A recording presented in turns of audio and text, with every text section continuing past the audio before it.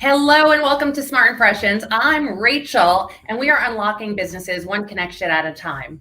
If you have had a relationship with somebody, whether it be an employee, a strategic collaboration, or even a client that has gone south, and you've had to consider thinking about getting an attorney, talking to an attorney, or how am I going to problem solve this issue, then this episode is for you. We are talking about legal safeguards, avoiding business risk with effective communication. Today, here or anywhere in the world with one of the top legal advisors in town. She is experienced, respected, and recommended by many. Here we have to the show, Suraya Turk. Thank you so much for joining us. Thank you, Rachel, for having me. It's a pleasure.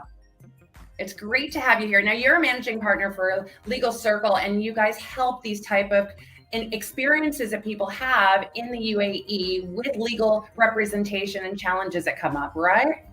Absolutely.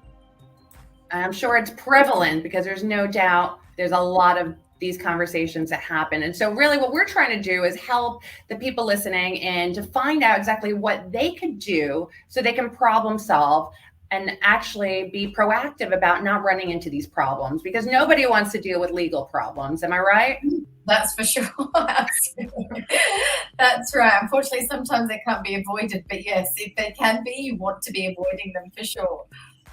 Cool. Well, now that you're here, I want to get right to it. Let's just start with what are some of the most common challenges that you see that come up in businesses today? I mean, there's no doubt people don't learn to communicate. So it starts with the communication or the lack of communication. But where do you see it, really, these problems coming up over and over again within the legal areas of business?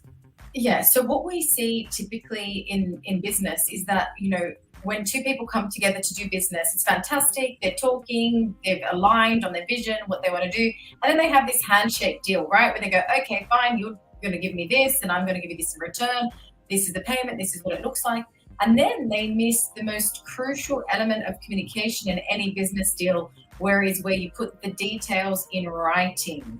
Now, the devil is always in the details, and the details should always be written. So written communication is probably one of the biggest things that is lacking in any of those commercial deals that end up going to a dispute, or, parties end up having to exit their partnerships or walk away, with a lot of loss to either of the party because they didn't put the details down in writing.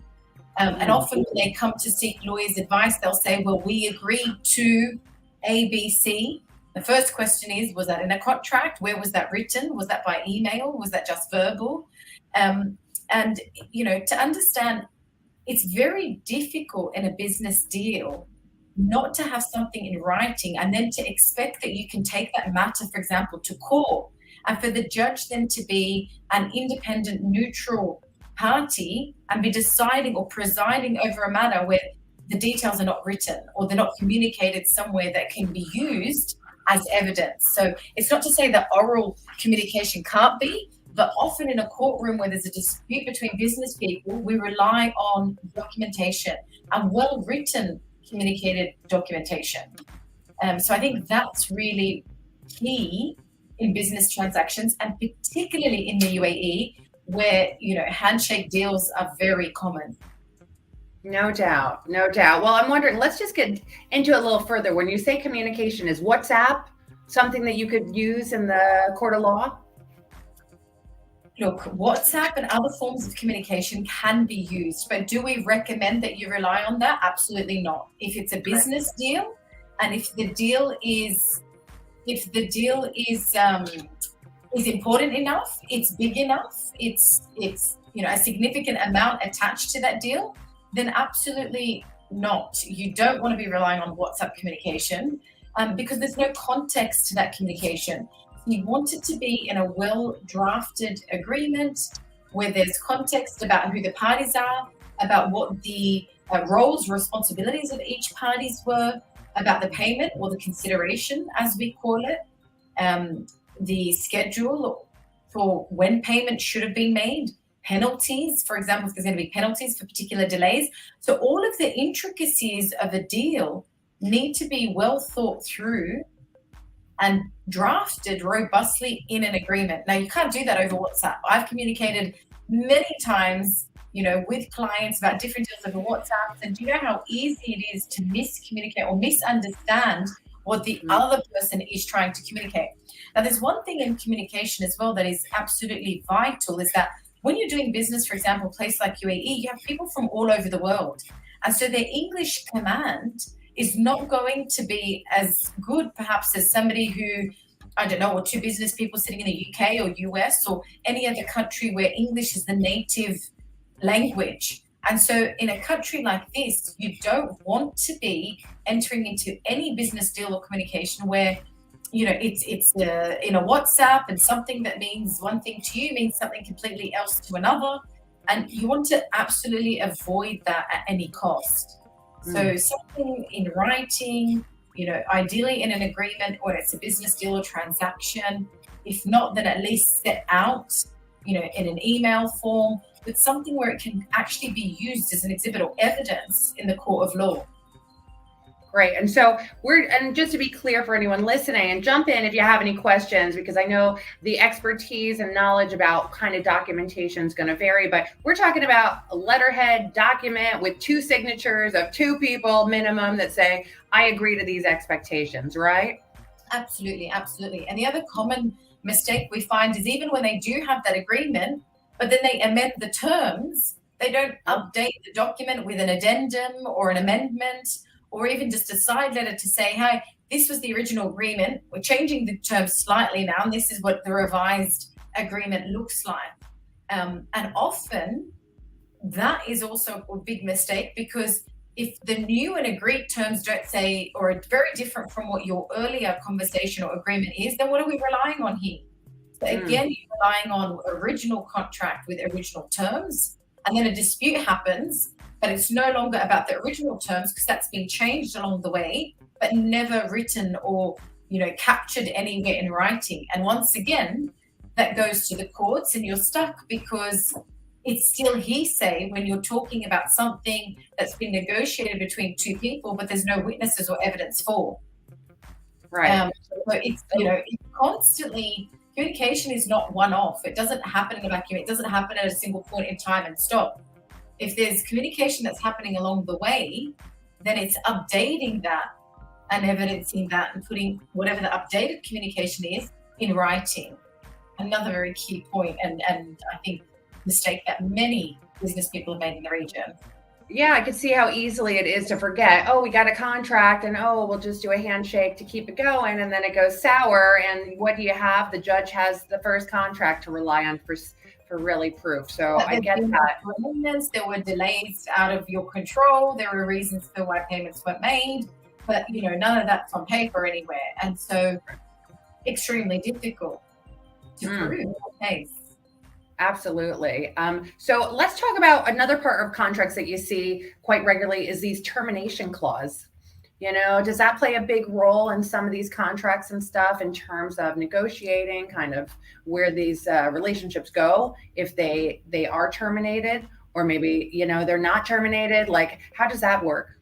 Absolutely. I mean, termination clauses are one of the most important clauses in any contract, because you want to walk away from that contract with minimal risk. The first thing we do is go to the termination clause to see, how can I actually terminate this without breaching this agreement, or with the least financial risk that could possibly, possibly be, I guess, what's the word, responsible for, right? You don't want to be paying anything out to terminate the agreement. But often, obviously, if there's 2 parties to a contract and there's one party that's providing a service or providing a product and you wish to terminate early, more likely than not, there will be a notice period that you need to give to be able to terminate the contract. And perhaps there might be a penalty if there is no, significant or appropriate reasons for why that should be terminated. For example, let's say in the case where the party that's entered into the contract has defaulted on their obligation, then perhaps it's easy to terminate. But where you're trying to do an early termination because you can no longer fulfill the contract, then obviously there's going to be repercussions. And so thinking through before you draft a termination clause is very important. Very important to think, what are all the scenarios that could possibly happen here? And then reverse engineer those. So if you're likely to terminate, then what do you accept to be the termination repercussion or implication?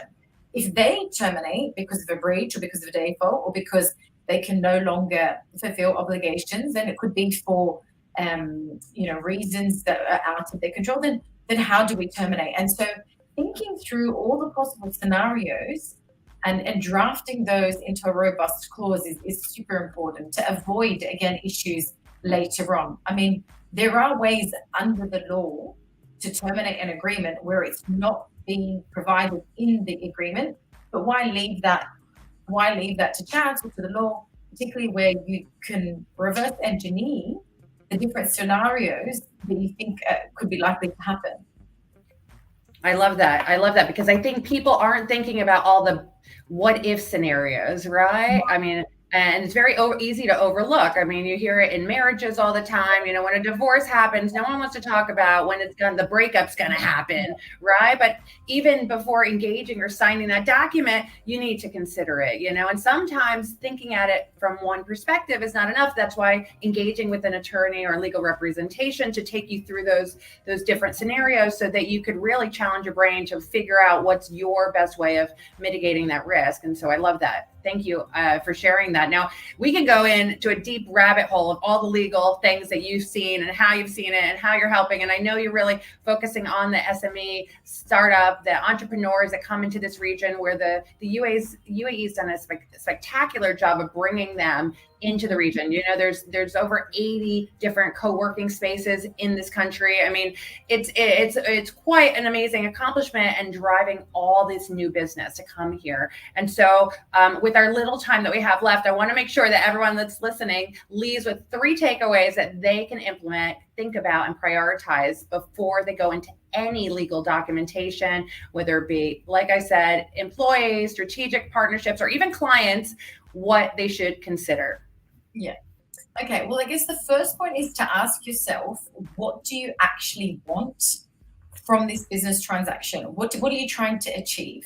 And so that's the starting point. Each party is going to be looking at it from their individual perspective, and rightly so. You don't need to be thinking of the other party. You need to be thinking of yourself first. So it's about, putting those down on paper. What do I want to achieve here? Or what am I offering that I want in return? I'm putting those down. And then, of course, there's the negotiation phase. So in that negotiation phase is now about how do we come to middle ground. I know, and I'm very clear on what I want and need from this relationship. What is it they have to offer? And what is it that they want? And this is where you start to bridge the gap between you and them. And so again, writing that down or jotting it down just to be, very clear. The third point is then, how do we draft this into the agreements, or how do we have it written down somewhere so that once we've started this relationship and we, commence the work or we start the delivery and something goes unplanned or wrong, could be planned, wrong, but still planned, because you foresaw that could have possibly happened, then it's there and you know exactly what to do about it. So, it's just taking the concept, if you fail to plan, you plan to fail. And it's all about planning. Every transaction, just like everything in life, should have a plan.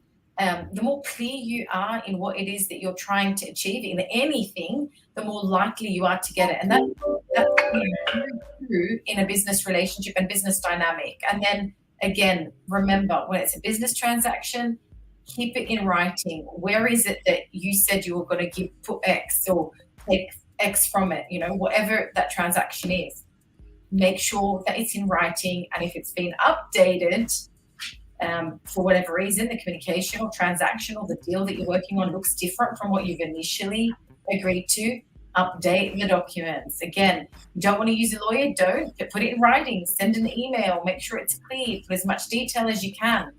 And that will help you for when things do go south, which is, what we started the conversation with, wasn't it? Yeah, well, it does. It happens, and it happens when you least expect it. You don't enter into a relationship thinking it's going to go south, right? But in some cases, your percentage of that happening can be quite high. And it takes that journey to really understand when, whether or not it's going to move in the right direction or the wrong. And sometimes when you realize it's going the wrong direction, it may be too late. And so, I mean, you have probably a lot more stories than me, but just personally being in the Gulf for over 16 years, I've seen many companies, many people, many freelancers, really have challenges with whether it be payments or agreements or even strategic partnerships that really have gone the wrong direction. And it causes a lot of stress. I mean, people must come to you with such these high anxiety and high stressful scenarios of, please help me, how do I problem solve here? So I can't thank you enough for sharing just like some of these, this life preserver of your throwing out to everybody to say, just keep these in mind to ensure that you don't have to sink, when you can float and really succeed in dynamics, right? Definitely. No, agreed. Awesome. Well, we've hit our 15-minute mark. Suraya, it's a quick one, but I want to ensure that everyone that has this legal concerns, they know how to reach you. They know how to find you. It's a legal circle. You can find her. We've connected on LinkedIn. I hope you guys have found this super valuable, and do not hesitate to reach out should you have any questions, concerns, or even problems that you're trying to mitigate right now, because legal advice is going to be your best friend. And just like if there's no picture, it never happened. If there's no document, there's no proof. So get your documents in check, reach out to Suraya. Thank you so much for joining us today. I really appreciate your knowledge. Excellent. Thank you, and take care. Bye. You're welcome. See you next week, everyone. Bye.